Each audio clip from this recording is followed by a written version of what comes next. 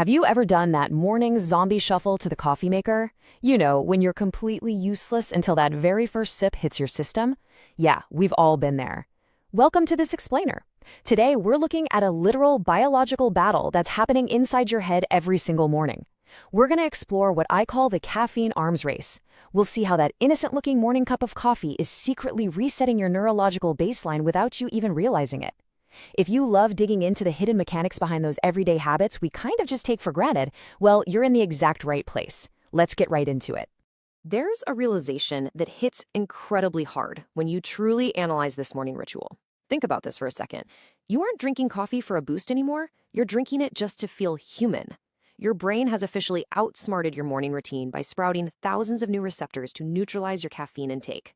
We are diving into the neuroscience of adenosine resistance to show you how to win this chemical arms race. Man, that is a powerful concept, right? We think we're hacking our productivity with this magical bean water, but the reality is our own biology is quietly hacking us right back. Section 1. The Broken Promise. We all know that incredibly relatable feeling of a broken promise.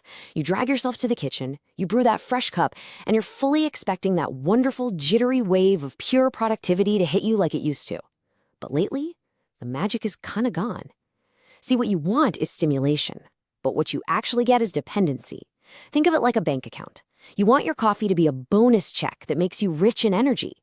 But instead, your brain has rocked up this massive hidden overdraft fee, and that cup of coffee is just paying off the debt, bringing your balance exactly back to zero. You've gone from a state of actual energy enhancement down to simply dragging yourself up to a normal functioning baseline. Section 2. The adenosine hijack. So, to understand exactly how we got to this point of dependency, we have to look at the initial mechanism.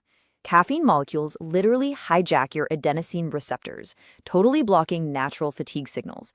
The easiest way to picture this is like a giant game of molecular musical chairs happening inside your brain.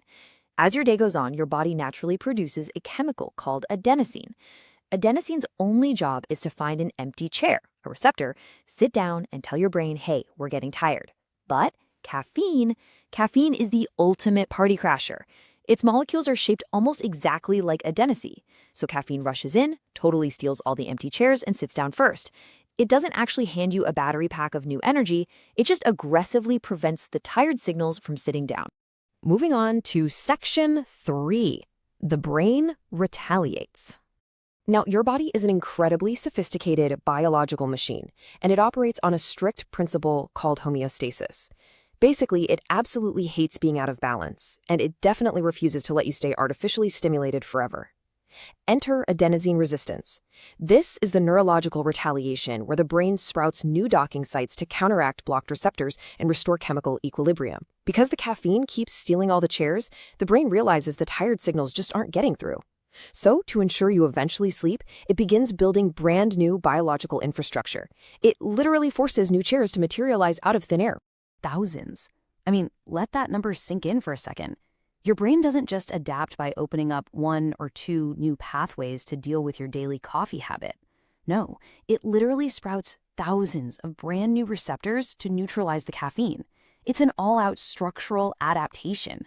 Your brain is essentially widening the highways so that natural fatigue can bypass that caffeine traffic jam entirely. We aren't just talking about a temporary chemical fluctuation here.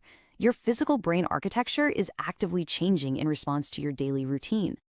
And while that brings us to the trap we all fall into, increased consumption merely maintains baseline alertness. When that normal cup stops working, what do? We upgrade to the Venti Triple Shot Extra Pump concoction to chase that ghost of the original high. But pouring more caffeine into the system is a totally losing battle. You're really just providing more caffeine to be neutralized by the thousands of new receptors you literally forced your brain to build in the first place. You're actively feeding the resistance, cementing an even deeper dependency just to reach a level of consciousness where you can, comfortably check your email. Which brings us to Section 4, resetting your baseline. But hey, here is the really good news. You absolutely do not have to stay trapped in this cycle of diminishing returns forever. We have a clear, strategic blueprint for resetting neurological sensitivity. You can actually reverse this chemical shift, outsmart those thousands of newly sprouted receptors, and genuinely win back your baseline. The brain adapted to the presence of caffeine, which means it can absolutely readapt to its absence. provided you approach it strategically, of course. So how do we actually pull this off? Step 1 is implementing targeted metabolic clearance cycles. Think of this as a highly structured tolerance break. Instead of just quitting cold turkey, which, by the way, leads to massive withdrawal headaches because those thousands of extra receptors are suddenly screaming for adenosine, you taper. You strategically swap in half calf and then decaf over a period of, say, 7 to 14 days. Then step 2, clear excess adenosine from newly sprouted receptors. By gradually lowering the caffeine, you slowly leave those new chairs empty. When the brain finally realizes it's built thousands of receptors and no longer actually needs, it naturally begins to prune them away.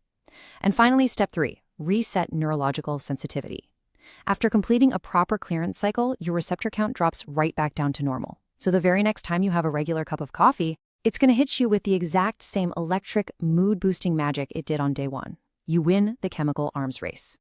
Which leaves us with this final thought to consider. Will your morning coffee just maintain your baseline tomorrow? Or are you ready to reset your sensitivity? You now understand the hidden mechanics of this biological tug of war, and you hold the blueprint to take back control of your own chemistry. So when you stand in front of your coffee maker tomorrow morning, pause for a second. Ask yourself if you're drinking it for joy and stimulation, or if you're really just paying off a biological debt. It might just be the perfect day to start your own clearance cycle.